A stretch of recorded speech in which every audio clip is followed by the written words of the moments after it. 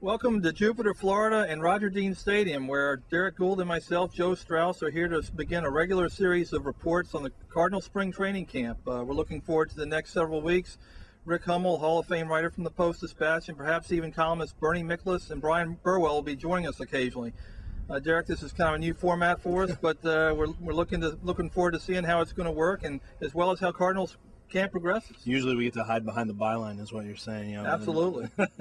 Yeah, this first week will be interesting because we have the Mark McGwire Carnival pulling into town, which probably will get the biggest headlines nationally. But we'll also get some of the first looks at some of the young pitchers, especially that fifth starting spot with Kyle McCollum making his bid to be the latest to move from the bullpen like Wainwright did, like Looper did, and into the rotation. Then a young guy like Jaime Garcia who's out to prove that he can kind of handle the innings load and has looked sharp from what you tell me early in these throws that they have kind of informal workout sessions. Yeah, and then a veteran guy like Rich Hill is going to show up. He's coming off some shoulder surgery, but he's got a track record that includes a 17-win season in Chicago.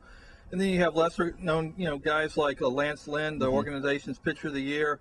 Guys like Mitch Boggs and Blake Hawksworth maybe get a look in that role also.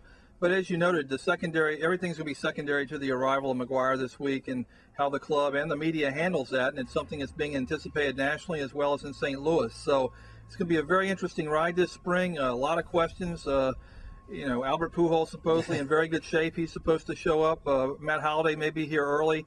And again, pitchers and catchers will get the emphasis for the first 7 to 10 days, and then the hitters will join the whole deal. But we're looking forward to a very exciting camp, and obviously it's a team that's coming off a lot of success last year. Right, yeah, you look at when they had all their pieces together, they kind of steamrolled through the month and ran away with the NL Central. A lot of those pieces are back in place, with the one change really being Brad Penny for Joel Pinheiro. It's almost a trade, exactly what they want. Penny to come in and fill that role with the thought that either he or Kyle Loesch can be that third starter and pick up where Pinheiro left off. Right, and a complication to camp before it's even opened is this Brendan Ryan situation where he had this abrupt surgery last week. The club now asks, can Julio Logo, Tyler Green, they're going to get exposure here, but do they need to bring somebody else into the mix? And that's a question that's going to be very difficult to answer because they're going to have to monitor Ryan's development and whether they can safely project him to opening day as a starting shortstop. The fallout for that I'm interested in watching is how much time Tyler Green gets to play, especially,